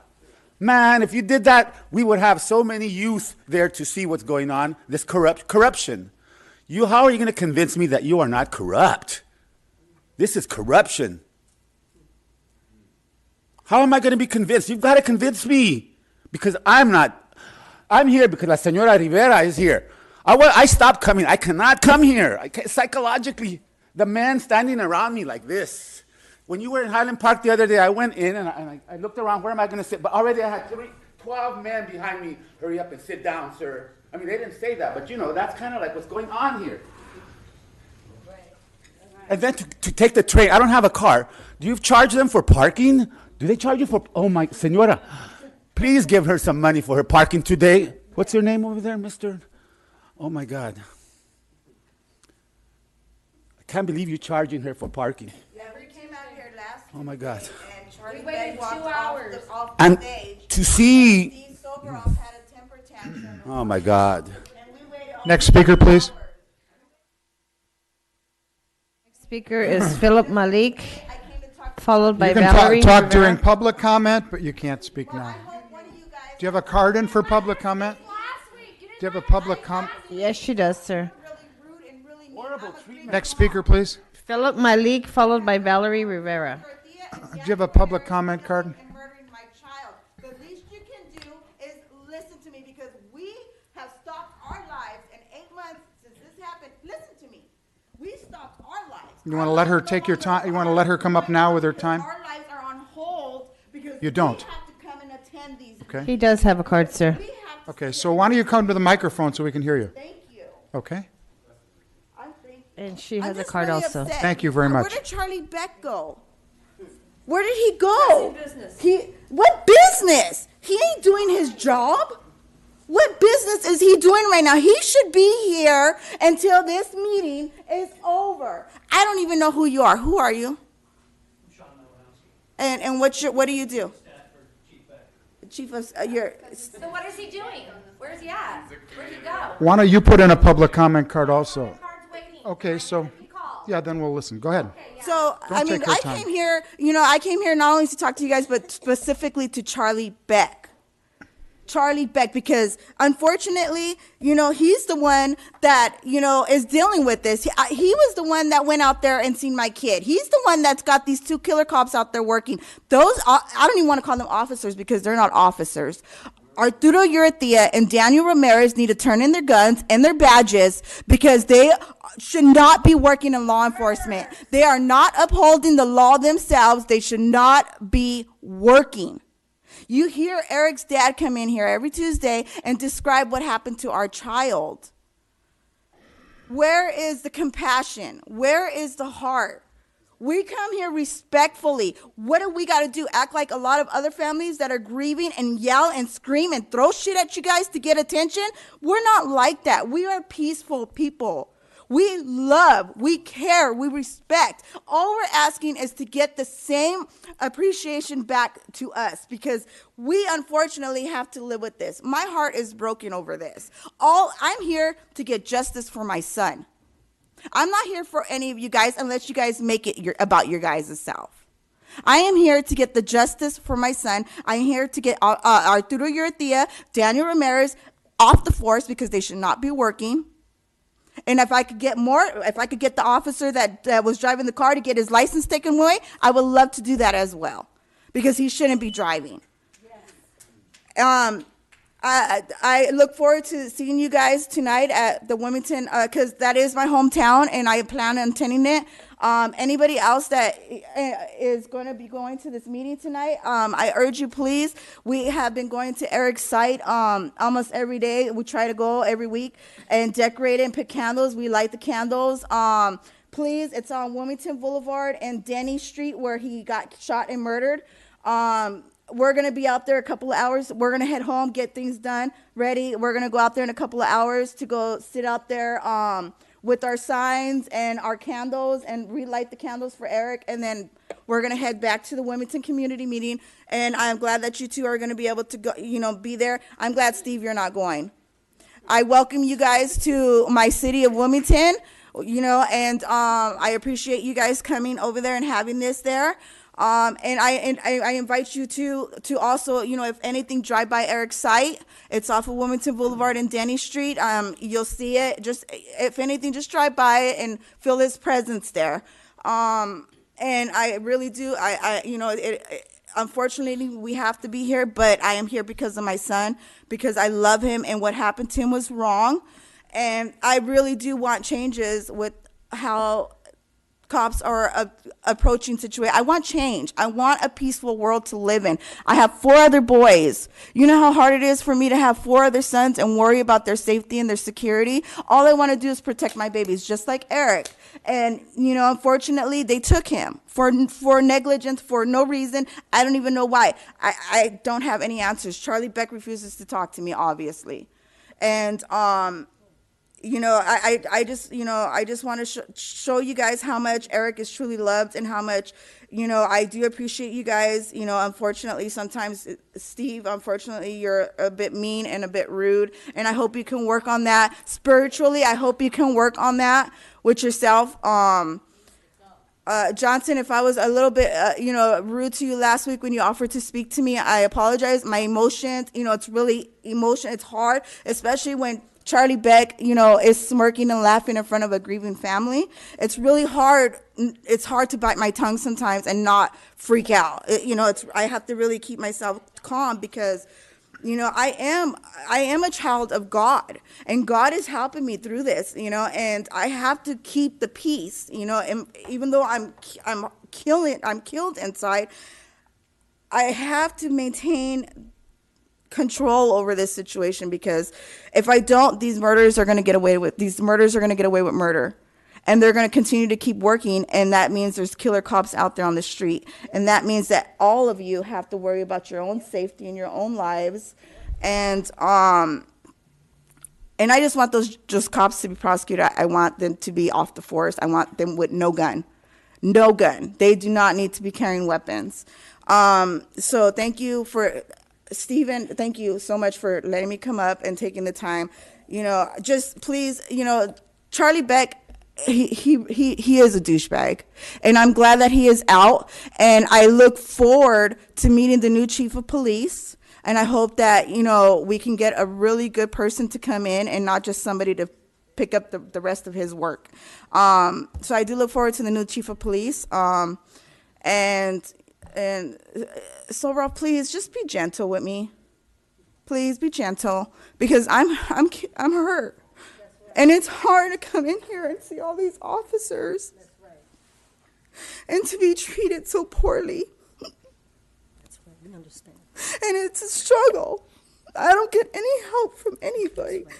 We gotta pay $11, and not only that, we gotta pay parking to go see Jackie Lacey every week.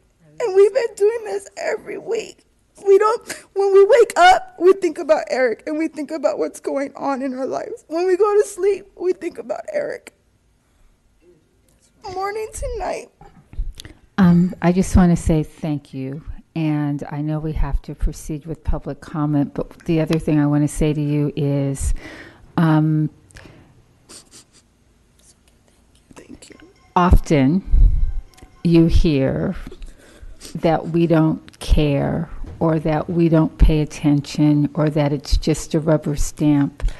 I just want you to know that that is not true. I mean, last week there was a officer use of force that was found out of policy.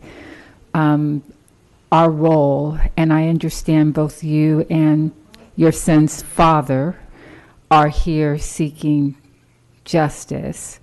It's just really important to understand that this board has the authority only to determine whether an officer acted within policy or out of policy.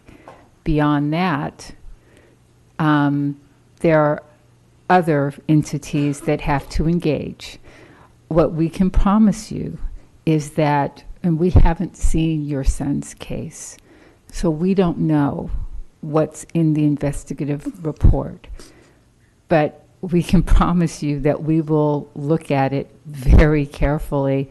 And you know, I can promise you that anything that's available to be seen, I will see. And we will make the best ruling that we can with respect to whether those officers acted within policy and or outside of policy. So just know that, and know that no matter what you hear, we do take that very seriously. We do care, and we feel your pain. Thank you, Commissioner. Thank you. Thank you. Next speaker, please. Thank you. Thank you. The next speaker, Philip Malik, followed by Apollonia Cruz. Hi, I'm the father of Eric Rivera. Just want you to know that Eric wasn't doing nothing wrong. He was just walking down the street with his toy. I mean, he's a 20-year-old kid. He only weighs 130 pounds. He's really skinny. And your officers just rolled up on him, told him, hey, you, come here. And then your officer left his car and drive, of course, because he doesn't know what he's doing. He wasn't trained correctly. And then he hit himself with his own car, and then he thought he was getting shot, and then he opened fire on my son, while at the same time he's launching his vehicle at him. How many mistakes do you need to make before you should know that they were out of policy? I mean, your decision should be coming up soon. That's why I'm here, to remind you what happened to him. Because what happened to him was not right, and it needs to be looked at, and something needs to be done, because I don't want any other children to be killed. Just because they're dark-skinned or they're poor does not mean you should be allowed to kill them. And that's what it really comes down to, is you guys are in the bad areas looking for somebody to kill, because you guys have to blame somebody for some kind of crime that you guys, something you made up or whatever. I don't know, but there's a lot of things you could do. More warnings, be more nicer to people. Some rubber bullets in the gun, 2 rubber bullets in the gun before you start shooting the hell out of them.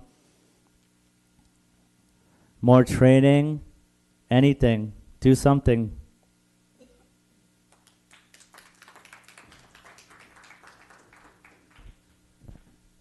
Hi, my name is Apollonia Cruz. I am Philip Malik's girlfriend. And yesterday I've been coming weekly, and last week I came and our president here had a hissy fit because there was a grieving aunt and stopped the meeting. Well, Valerie had a comment last week. I sat here and waited for 2 hours for you guys to come back. You came back and I think it was 2 minutes, and walked off. Before that, I went to my $11 parking and got water, and me and Valerie vented, so I didn't come in here like a crazy lady. And I'm not mad, I'm hurt. I'm hurt that you guys let police officers do this. They should be serving us. When I came back in from my $11 parking that I paid for, that I drive to fill up my car to get here to see you guys, so that you guys do know who Eric is, Eric Rivera. I come in and your officers are out the front harassing me and Valerie, saying we can't come in. I text Philip, no one is even in here. The meeting never even restarted. So I'm out there getting harassed, crying, because I wanted to be in here crying. That I finally come in. I took a nap right here for almost 2 hours. And you guys come in, and then Steve says whatever the hell he wants to say and close the meeting. That was it. Not one of these officers in here could even tell us that you guys were out to lunch, that you guys were coming back. Not one. Well, we sat here. I don't live close. I'm sure you guys don't, or do you? I have a kid. I have to drop off early, then haul ass over here in traffic to get here so you guys can see me every week. You guys are parents. Topaz DuBois and Zuma Dog. My name is Topaz Kenny Dubois. My father was the first African-American civil engineer stationed in Clark Air Force Base. He was a military man. He was also a soldier in the segregated Jim Crow Army. I'm appealing to veterans of this country who fought with their life against white supremacy in Japan and Germany. I'm appealing to unions. I'm appealing to the families who can never get their children back because murder is on the hands of the police. We must unite, and we can. My father had a saying, which is how he survived World War II. Keep calm, cool, and collected. It's very hard to do that when there is a war right here in this country going on against our families, black, brown, and poor whites. So we have to approach it a little bit more sophisticated. And I'm going to say this right now. I do not rely on this police force or this commission or any body that has allowed over 340 murders of our children within the last 5 years. I do not rely on a body. Time's up. Time's up. I will appeal to the women who marched in the streets, who went after those who savagely attacked them as service domestic workers, or in Hollywood when they went after our sisters. Time's up. Our time is now. I led over 40,000 workers in Northern California to shut down the community of Fairfield, and we should do it again. Not a simple protest, but organize our own defense of our children. They are murderers, and I'll say it for what it is. Eric Rivera was murdered. Simple as that. Next speaker. The next two speakers, Tiffany speaker, Guerra. please. Tiffany Guerra, followed by Handler.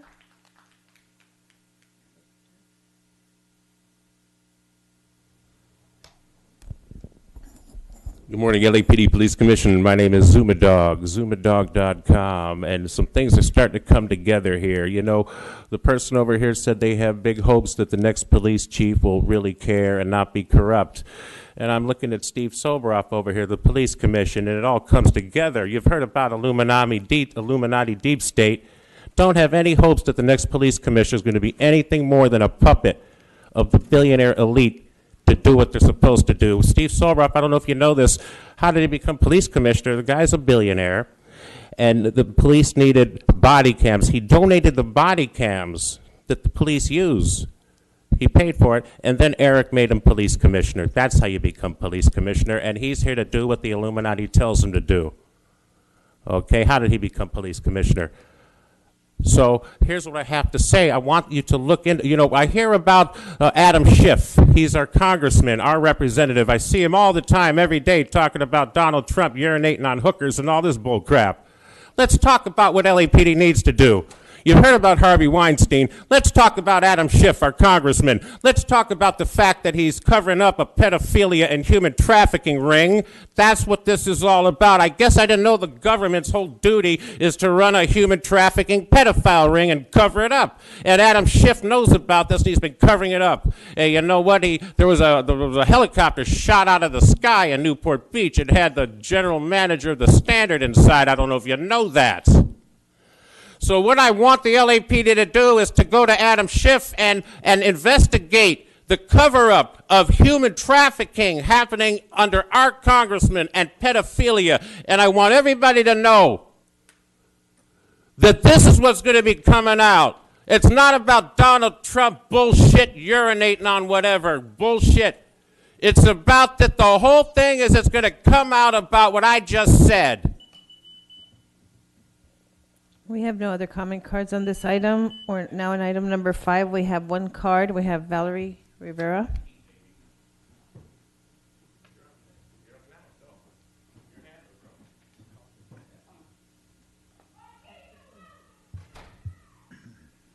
Oh, I believe.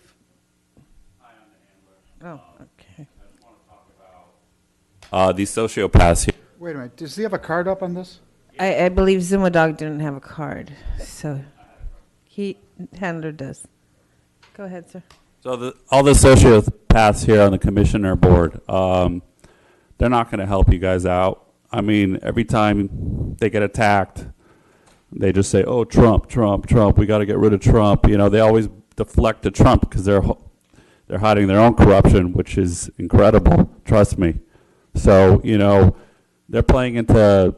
You know, these are a bunch of liberals, and I'm very surprised that they're calling them white supremacists when they probably call me white supremacist. So it's kind of going in a big circle. It's just a racket. It's a way to cover up their crimes. And, you know, if you want more power than a sitting judge, I mean, you could become a cop. I mean, so we know that. You know the commissioner board is not going to do anything. That's just the way things are set up, you know. So... You know, who's going to be the next chief of police here? They're going to pick up a puppet, as Zuma Dog said, play into your hands, do identity politics, and she's just going to be just as corrupt. It's going to be a woman, probably. You know, probably be a Hispanic woman. I'm just guessing. So you know, they're playing into your hands. I mean, don't be fooled. Just because we're pro-Trump doesn't mean we're bad. We could be on your side too. You know, thank you. Okay, now we'll have Valerie Rivera on item number 5. On 5A1? Yes, sir. Do we have any comments on 5A2 or No, 5A3? sir. We just have this one comment. Okay, so this is on 5A1. Hello? Okay. I just want to say peace be with you all. And I love you, Eric. And I will not stop until I get justice for you, son. And Charlie Beck, the dirt always comes out in the wash. You can run, but you can't hide. I'll have my day with you someday, and I look forward to that. So till next time, Charlie Beck, peace out. There are no other comment cards. The Board of Police Commissioners will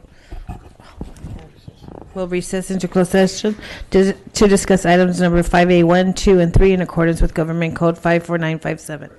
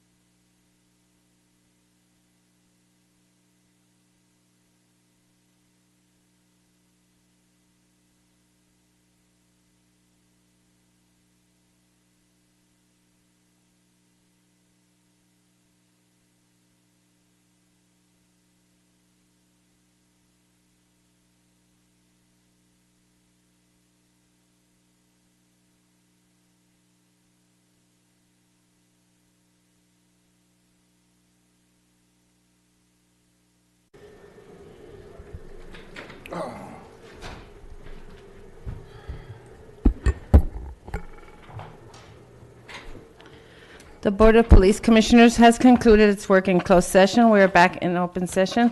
In closed session, item number 5A1 was discussed and the chief's recommendations were unanimously adopted.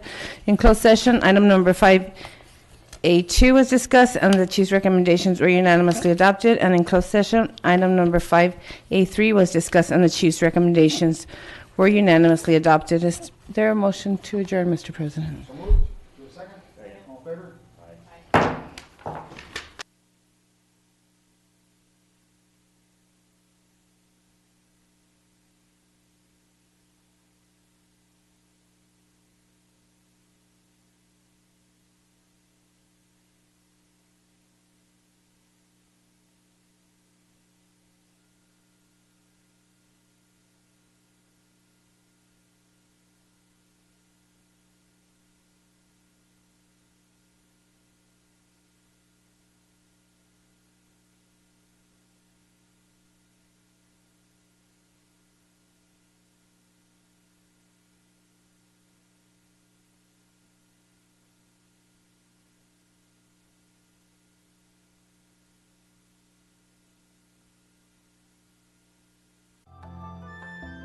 This is Koreatown. My name is Kwang Bae Kim. You watch LA City View, Channel 35. Our city, our channel.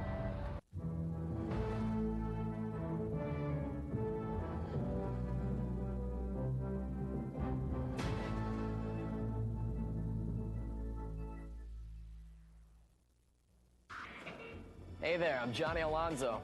You may recognize me from my role as Jimmy on Dawson's Creek. Now, on today's episode of NASA Sci-Files, there's going to be a whole lot of shaking going on when the Treehouse detectives use science, math, and technology